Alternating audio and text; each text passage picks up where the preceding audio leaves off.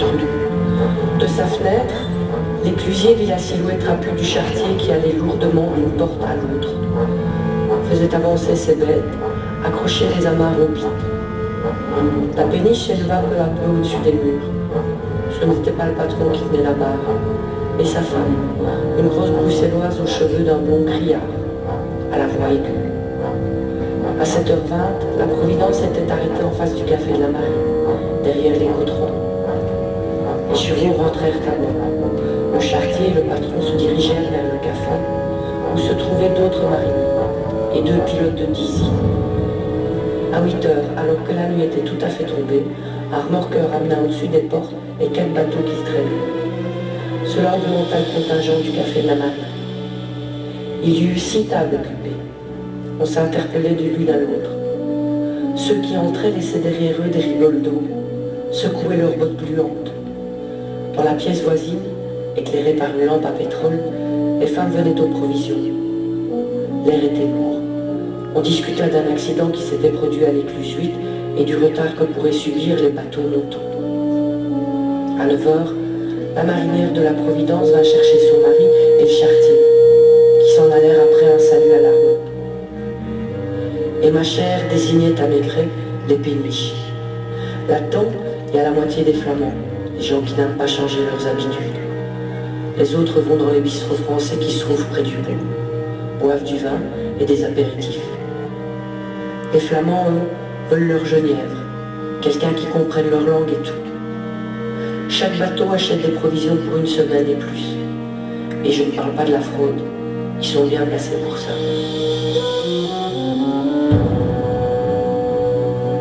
C'est vraiment ça la vie de batelier.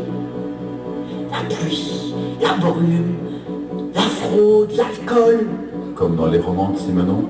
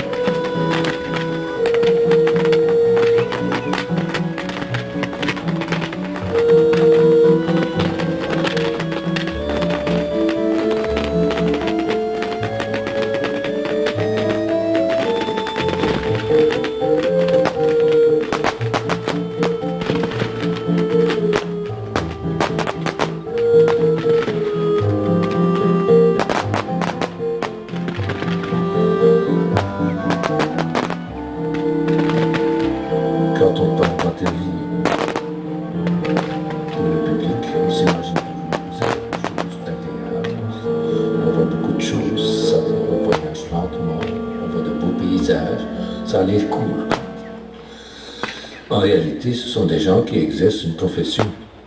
Ce sont des transporteurs de marchandises, mais par voie d'eau.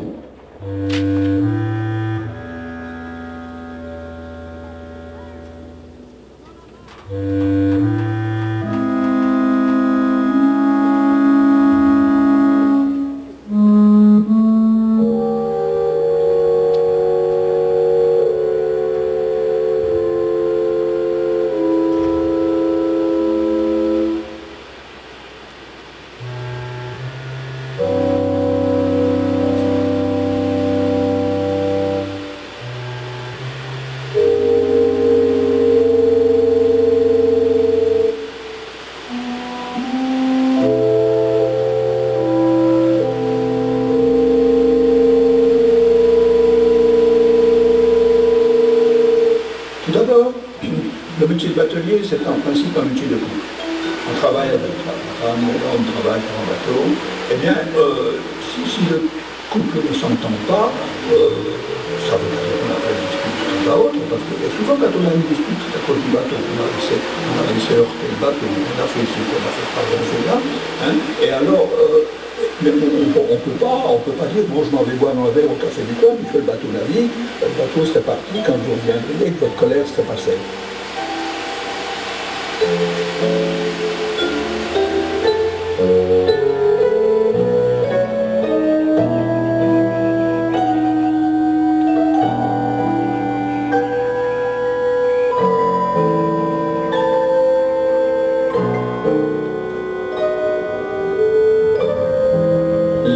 bateaux sont beaucoup plus attrayants maintenant pour travailler qu'ils n'étaient dans notre jeunesse. Et encore, nous avons encore eu, comme mon ami Hubert, nous avons encore eu des bateaux, disons, modernes pour l'époque. Mais ça n'a pas de comparaison avec ce que nos grands-pères avaient eu. Nous avions un confort beaucoup mieux que nos grands-parents. Et vis-à-vis de nos enfants et de nos petits-enfants, il n'y a pas de comparaison entre comme nous avons travaillé et comme nous avons habité surtout et ceux qui vivent maintenant. Nous, on avait une machine à laver, mais c'est à l'huile de bras. Il fallait tourner à l'huile de bras. Quand on s'est modernisé un peu, on a eu, avec un mécanisme et un petit moteur électrique qui la faisait fonctionner, mais il n'y avait pas d'essoreuse, il n'y avait rien du tout. L'essoreuse, c'était une essoreuse à main qu'il fallait tourner avec des rouleaux et toutes sortes d'histoires comme ça.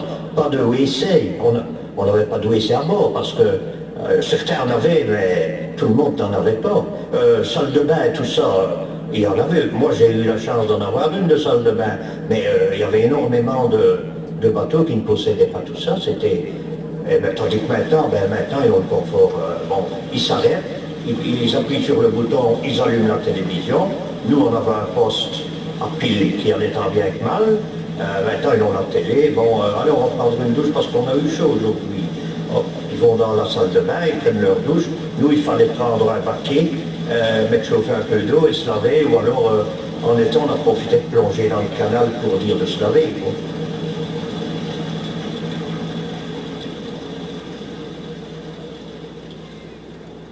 À chacun sa destinée, son bonheur et ses détours.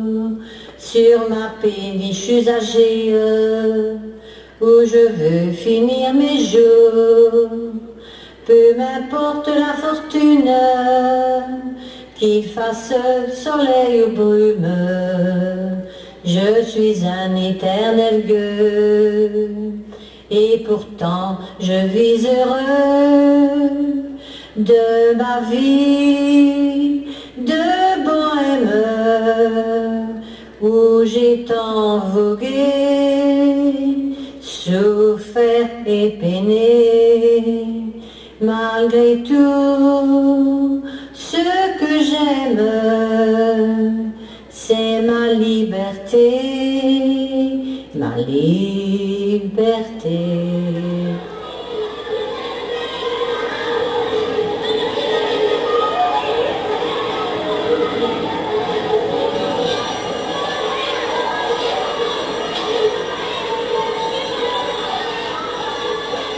Moi, quand j'ai eu 14 ans, j'étais à l'école jusqu'à 14 ans, et mon père a estimé que j'étais assez savant.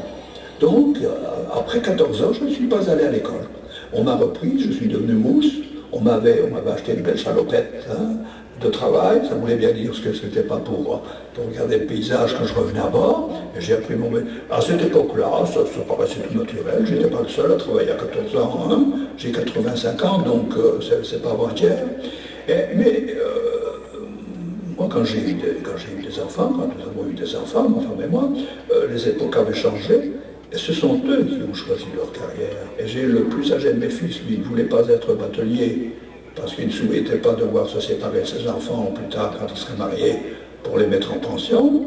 Et tandis que le plus jeune, lui, partant de tout petit, ses dessins c'était des bateaux, ses jouets c'était des bateaux, et il est batelier. La nature ne m'a pas fait grand, donc je n'étais pas grand assez pour voir par la timonerie pour conduire. Je montais sur un banc pour me conduire. Et quelquefois, le bateau partait, il fallait que je saute en bas du banc pour me tourner violemment.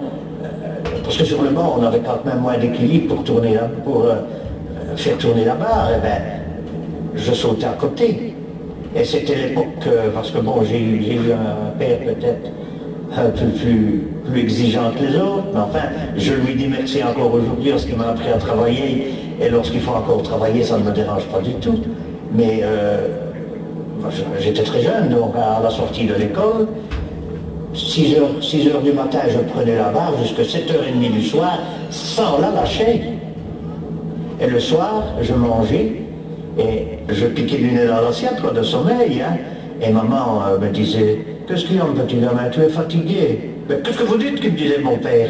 À son âge, on n'est jamais fatigué. Faut aller à Wish. Et tu vas 3 ans là-bas et puis après t'apprends voilà, la bâtonnerie. Mais avant, il y avait pas d'école. Avant, on s'en de bateau comme ça et il n'y a pas besoin de diplôme.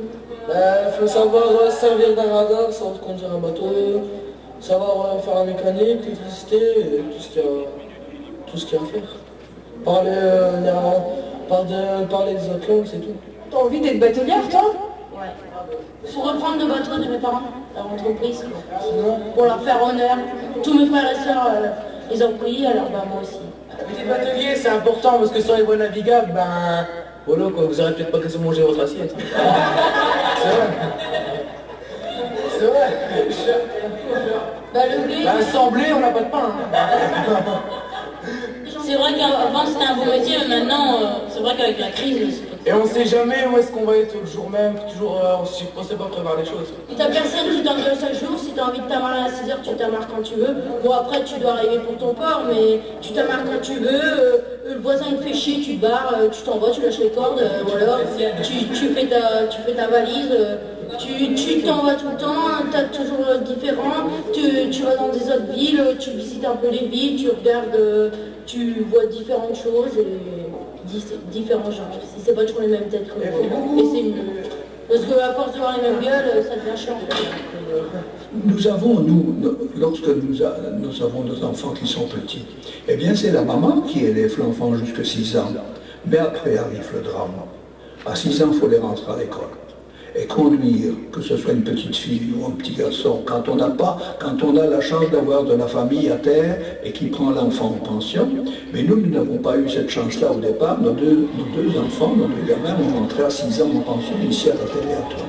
Eh bien ça, conduire, vous l'avez gardé avec vous, vous l'avez des petits encore, vous l'avez même intoxiqué, vous l'avez dit, tu vas voir, ça va être bien à l'école, des petits copains, etc. Or qu'on sait bien ce qui va l'attendre, il va se retrouver tout seul, il n'y a pas de maman pour venir se réfugier dans ses jupes, etc. Ça c'est pénible. Ça, c'est le seul gros inconvénient que je vois à notre métier. Mais compensé par le fait que jusqu'à 6 ans, c'est sa maman qui l'élève. C'est pas la nourrice, c'est pas la voisine, c'est sa maman.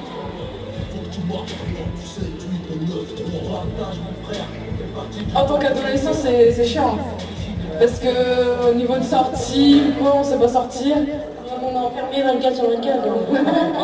Ce qui est bien chez les mariniers, enfin les bateliers, c'est l'ambiance. Parce que l'ambiance chez ceux qui sont dans les maisons, quoi, à terre, c'est pas du tout la même que celle des mariniers.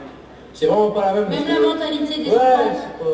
La mentalité des enfants. Vous pouvez prendre un petit primaire là et un petit à terre et un batelier, c'est pas la même mentalité. Nous on s'est déjà se débrouiller, on nous a appris à nous démerder dans la vie et ceux d'à terre, non quoi, c'est cucu maman quoi.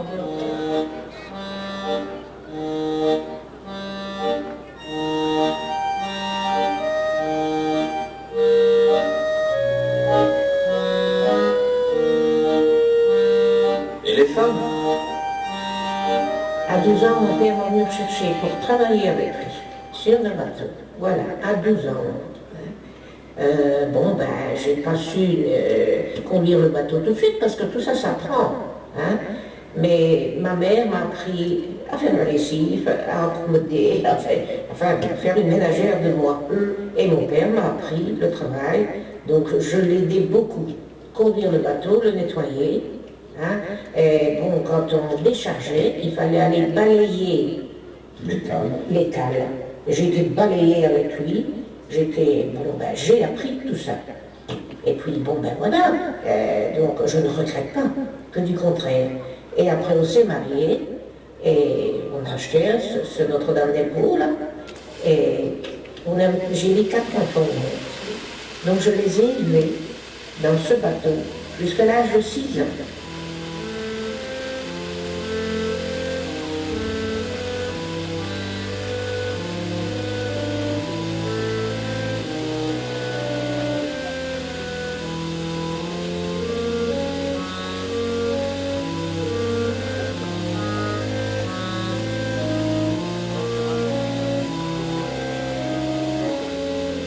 C'est-à-dire que maintenant, vous ne verrez plus jamais ça. Tirer un bateau là, plus jamais. Tout est motorisé.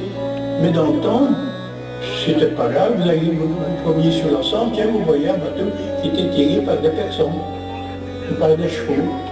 Mais quand j'étais mariée avec mon mari, là, j'ai commencé à tirer le bateau. Si ça a été dur au début, oui. J'avais pas été habituée, alors après je me suis mis, ça a été. Je l'ai fait plusieurs fois. Ah oui. Oui, c'est assez bon, oui. Je peux pas dire, oui. Bon, sans plus. C'était fatigant le soir, j'aimais bien monter à bord, comme on dit. Alors, on n'avait plus le goût de faire le ménage. Hein. On mangeait un morceau, puis on allait au dodo. Ah, oui. Mais vous savez, le tirage d'un bateau, c'est le poids de la personne. Puisque vous avez une tire. C'est votre poids, simplement, qui fait avancer le bateau. Bien sûr, le bateau ne coule pas. Hein.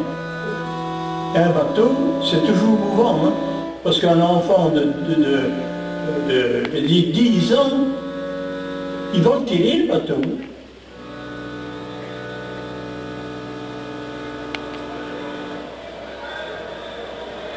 C'est pour un chargement de boulet. Il n'a pas. Il peut aller en Allemagne. Il faut au moins 3 minutes. Depuis 1998, les tours de l'eau ont été supprimés, ça s'est passé à la bourse, comme on appelait ça. Et là, autour de la bourse, il y avait des cafés où on allait boire un coup, et on se retrouvait. Mais maintenant, comme il n'y a plus de tour de l'eau, qu'il n'y a plus d'office régulateur de la navigation intérieure, qu'il n'y a plus de bourse, les gens se rencontrent de moins en moins. Puisque tout se fait maintenant par GSM ou par Internet, même au bateau. Toutes les relations d'affaires se font par GSM. On ne va pas dans le bureau de l'affréteur discuter le bout de gras, ça se passe au téléphone. Donc les gens ont beaucoup moins d'occasions de se rencontrer. Mais ce qui fait que lorsqu'il y a une possibilité de rencontre, alors ça amène beaucoup de monde.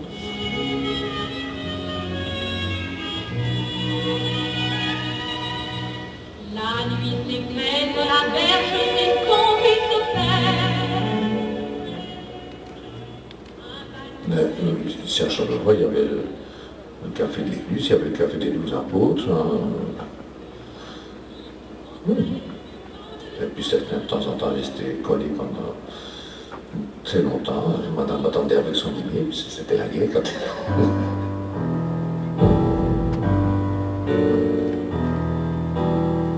C'est une histoire qui est arrivée à mon père, et alors il était resté longtemps à vide, le bateau s'en chargeait, et le soleil qui tapait sur le bois, ça faisait sécher le bois, et les planches rétrécissaient, le bois qui est mouillé gonfle, le bois qui sèche se rétrécit.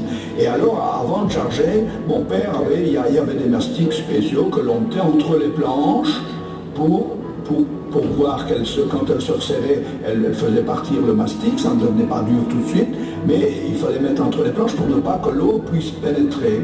Et comme il chargeait des briques, les briques étaient chargées par les ouvriers de la briqueterie, ils venaient avec des brouettes sur des planches au-dessus du bateau, et celui qui conduisait la brouette, il prenait des paquets de 4 briques comme ça, il les laissait tomber à l'ouvrier qui était dans le bateau, qui lui lançait ses briques contre le bord du bateau, et ils avaient tellement l'habitude que les briques étaient bien placées chaque fois, et du fait qu'il lançait les 4 briques ensemble contre le bord du bateau, bien, il y avait le mastic qui était chassé, et il n'y avait plus rien pour retenir les eaux, elle rentrait à peu près à toutes les planches, à tel point que mon père donc avait pris la pompe.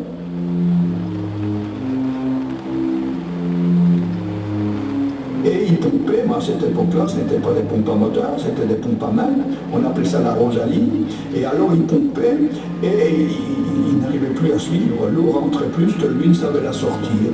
Et il est venu un moment qu'il était tellement fatigué qu'il n'en pouvait plus, il avait pompé comme ça pendant des heures, il est revenu, il a abandonné tout, il est venu à la cabine, il a préparé maman pour s'il fallait la prendre pour la mettre à terre, et il lui a dit, je vais me reposer un petit peu, si ça va, je repomperai après, mais je dois me coucher. Alors il s'est couché sur le bord du bateau avec les jambes qui pendaient en dehors du bateau, pour si l'eau venait à ses pieds, c'était signe qu'il voulait dire qu'il fallait bientôt déquerpir. Et alors, il y a d'autres bateliers qui y sont passés, ou qui étaient dans la région, qui ont vu, et alors ils n'ont rien dit, ils ont pris leur pompe de leur bateau, et ils sont venus pomper sur le bateau de mon père, et puis au bout d'un moment qu'il avait dormi, comme il disait, il ne savait pas combien de temps, il s'est éveillé, puis il a vu, ça lui a redonné courage, et le bateau n'a pas coulé parce que les planches ont commencé à se resserrer, donc par l'effet de l'eau, et tous ces bateliers qui pompaient tout autour. Donc là, ils arrivaient à suivre, à faire sortir l'eau du bateau qui rentrait par les joints entre les planches.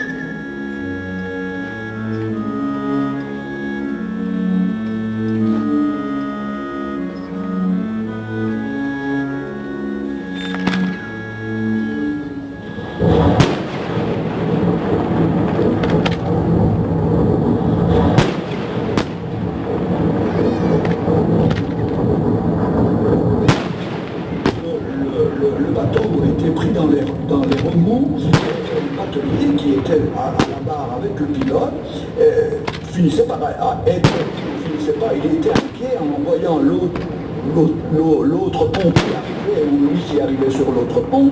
Il dit au pilote, mais dans quelle passe que tu vas passer là-bas, avec leur patois un peu de là-bas. Ah ben petit gars, j'aurais pas été le pilote. Quand on naviguait, il y avait cette entraide.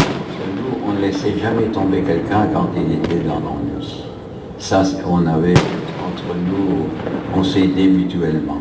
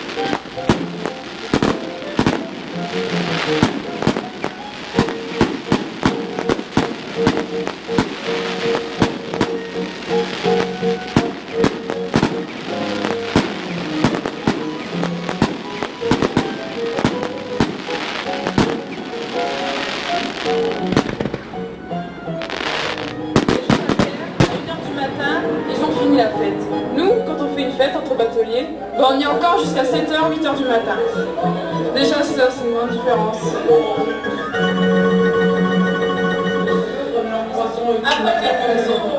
Après le gâteau, ils sont loin, puis bah nous, il y a la soupe à l'oignon, il y a plein de trucs après.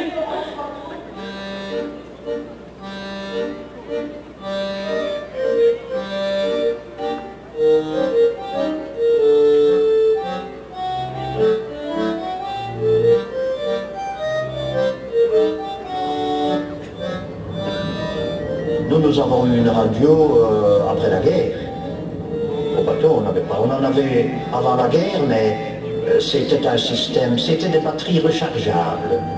Donc on avait des batteries et on allait les porter. Il y avait des endroits où on rechargeait les batteries. Dans des magasins, tout ça, ils avaient des chargeurs. Et on prenait les batteries, on allait les faire recharger.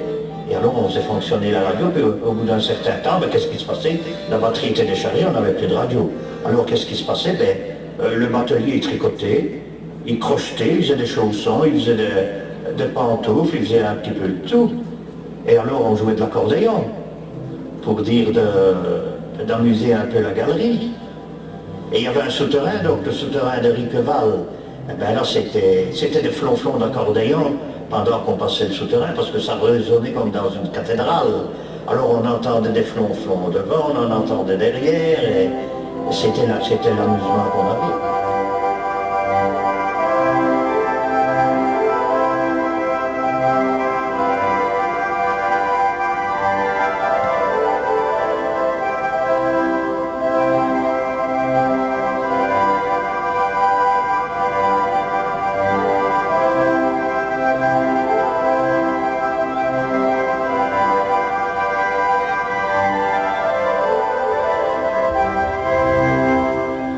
Passer des soirées qu'on faisait. On passait des soirées sur le pont du bateau. Les deux bateaux étaient côte à côte et il y a les bollards qu'on amarre le bateau, bon, on s'asseyait là-dessus. Ça servait de chaise, de banc et on discutait, on racontait des histoires. Il y en avait qui chantaient donc des chansons comme ça. Parmi tant de beaux voyages sur les fleuves et les canaux, nombreux les beaux paysages sont gravés dans mon cerveau. Malgré le nombre des années, sur ma péniche usagée, en tout temps et en tout lieu, je vis libre sous les cieux. Ce qui attire beaucoup de monde aussi, ce sont les enterrements.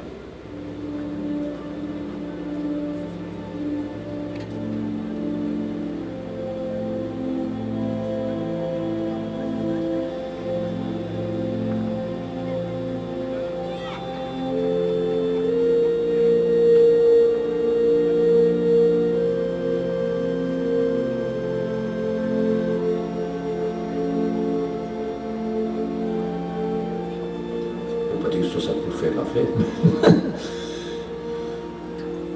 Je suis allé la semaine dernière à un enterrement d'une ancienne batelière à Toin, mais il y avait 300 personnes à l'enterrement. Ici à ma chienne, quand il y a un enterrement de batelier à la grande église, parce que l'enterrement ne se fait pas au Bateau-Chapon, il se fait à l'église.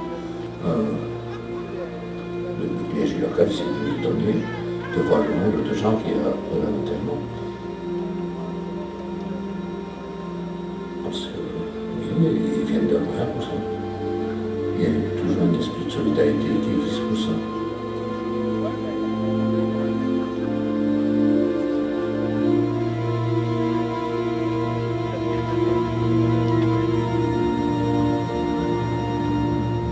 Le transport fluvial est le plus ancien moyen de transport. Parce que même du temps des Romains, même avant, donc avant l'ère, etc., il n'y avait pas de route, il n'y avait pas de chemin de fer, il n'y avait pas d'autoroute, il n'y avait pas. Mais des fleuves et des rivières, il y en avait. Et un fleuve et une rivière, si vous faites un radeau, eh bien, un radeau fait avec des troncs d'arbres, ça flotte. Et sur ce qui flotte, vous savez mettre des marchandises dessus jusqu'à un certain niveau. Et vous le laissez aller au fil de la rivière. Et il va aller d'une place à l'autre. Les premiers échanges commerciaux qui sont devenus sérieux, c'est quand on a construit les abbayes.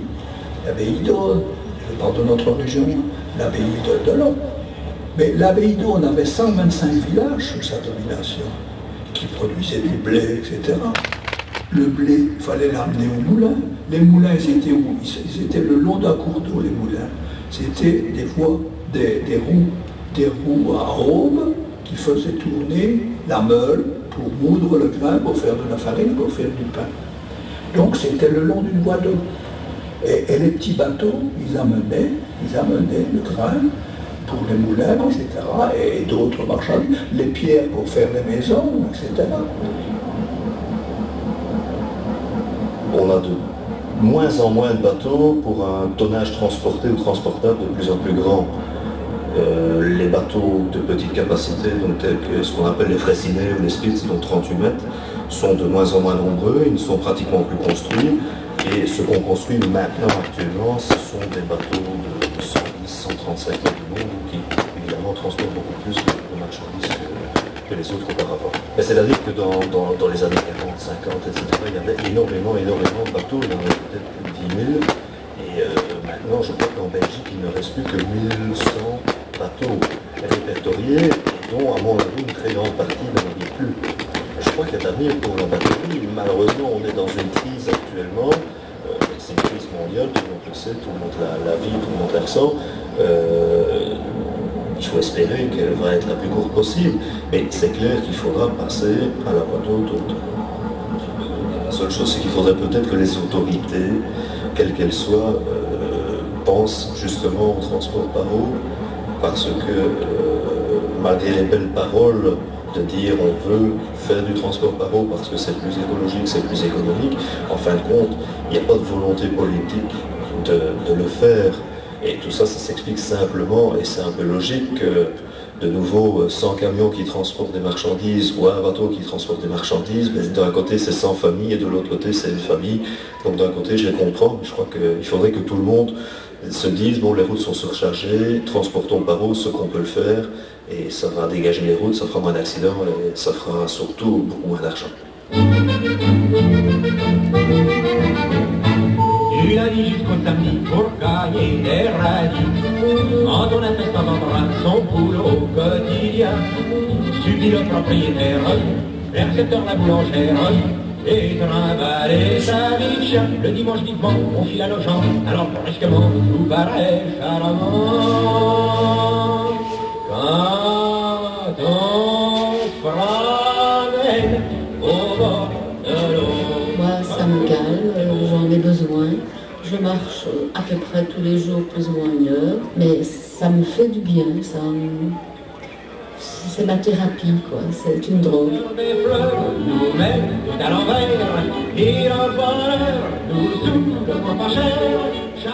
Si, c'est très bien, hein, les bateaux qui passent, là, les grands bateaux, il y a le petit chien qui se balade, et puis c'est sympathique dans les bateaux. Voilà, bien sûr, hein, c'est qu'entre eux, il y a beaucoup de convivialité, hein, de fraternité entre bateliers. Hein. Et alors, bien sûr, c'est quand il fait beau, c'est agréable. Oui, mais comme je ne sais pas nager.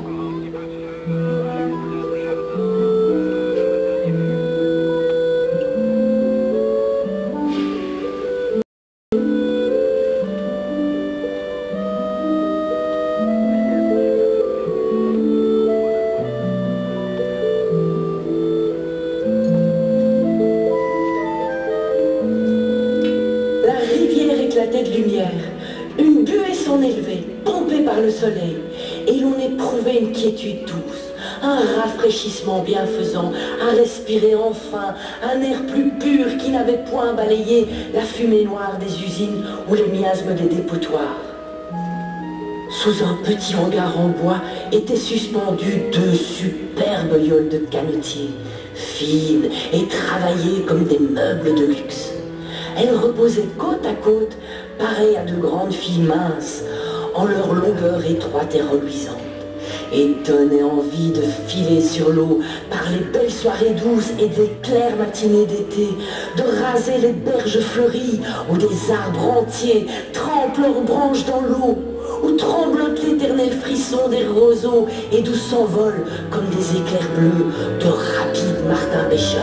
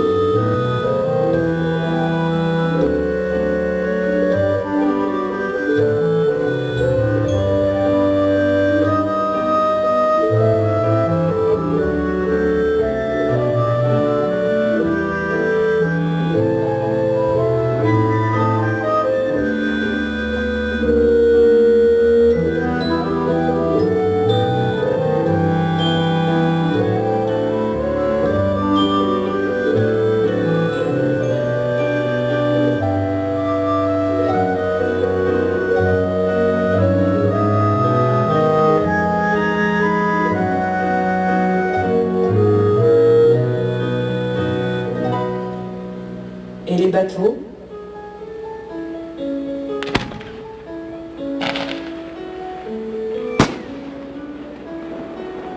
S'évader. Peut-être.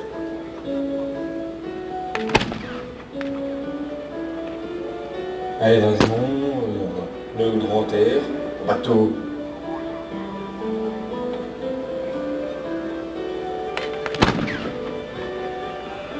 Le thème du bateau, c'était très fédérateur. le voyage avant tout. Hein. L'évasion, comme disait Jérôme, c'est clair, ouais. Et ça, c'est quelque chose qui me tient à cœur, moi. M'évader des contraintes quotidiennes terrestres. Et oui, le bateau, ça pousse à la rêverie dans ce sens, hein, c'est clair.